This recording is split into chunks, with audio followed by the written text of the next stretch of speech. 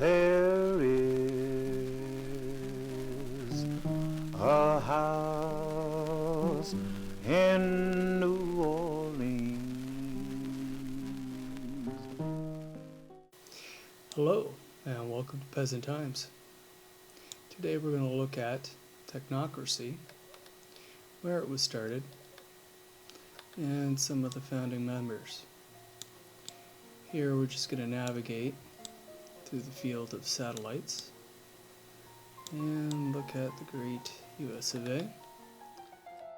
The term technocracy is derived from the Greek words techni, meaning skill, and kratos, meaning power, as in governance or rule over. William Henry Smith, a California engineer, is usually credited with inventing the word technocracy. It describes the rule of people made effective through the agency of their servants, the scientists and the engineers. In the 1930s, though, the influence of Howard Scott, right here, Howard Scott was an American engineer and the founder of Technocracy movement.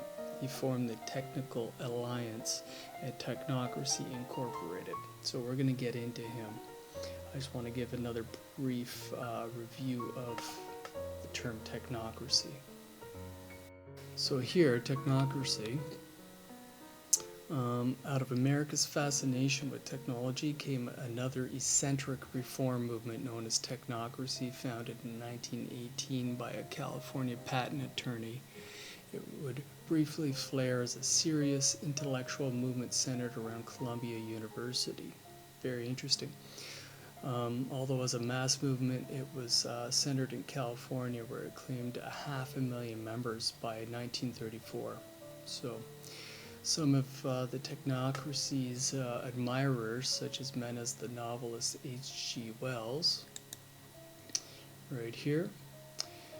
He was an English writer, prolific in many genres. He wrote dozens of novels. His works of social commentary, history, satire, biography, and autobiography. His work also included 2 books on recreational war games. So then we have also Theodore Dreiser. Theodore Dreiser, that's this guy here. Theodore Dreiser was an American novelist and journalist of the Naturalist School. His novels often featured main characters who succeeded at their objectives despite a lack of a firm moral code. Very concerning there. Lack of a moral code. The literature situations that more closely resemble studies of nature than tales of choice and agency. Very interesting. Next up, and one of the biggest, I think, red flags is Thorstein Veblen. This is Thorstein Veblen.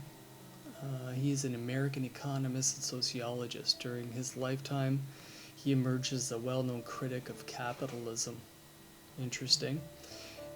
In his best-known book, The Theory of the Leisure Class, Veblen coined the concept of conspicuous consumption and conspicuous leisure. Now, I would say this guy best represents what technocracy is.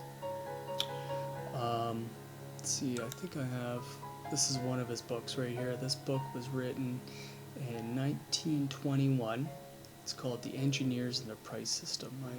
I did download this and I am about to start to read it.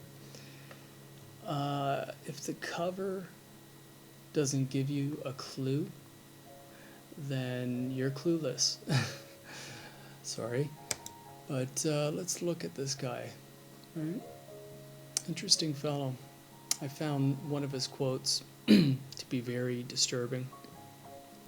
It is always sound business to take any obtainable net gain at any cost and at any risk to the rest of the community. That should ring true in your being as to what kind of people these are and what kind of people have hijacked the global economy as of today.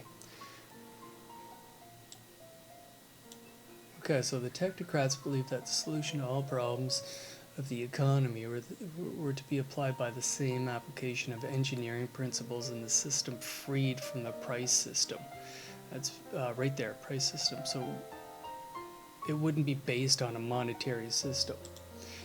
They propose that money be replaced by energy certificates. The group argued that no politics but rational engineers should be vested with authority to guide an economy into a balanced load of production and consumption, thereby doing away with unemployment and debt. Sounds good, but that would usher in a universal basic income, which would be in the form of energy certificates. So they control all production and all consumption, and you get a universal basic energy certificate, which probably would just be enough to survive. And this was formed in 1932. Let's not jump ahead. Rejecting all forms of traditional political science, the technocrats refused to even use standard geographical maps because their boundaries were political. So they would refer to states only by their geographical coordinates. Names, too, were suspect for some reason, so members of the movement in California were designated only by numbers. A speaker at one of the California rally was introduced only as 1 by 1, 809 by 56. You're up. Yeah. We want information. Information. Information. You won't get it. By hook or by crook, we will. Who are you? The new number 2. Who is number 1? You are number 6. I am not a number. I am a free man. I'll not make any deals with you. I've resigned. I will not be pushed, filed, stamped, indexed, briefed, debriefed, or numbered. My life is my own. So that's the basics of technocracy. It was rejected in the 30s, and from there went into hiding in the shadows. From there, in the shadows, it has silently been building a momentum and a partnership with this global elite that we see today.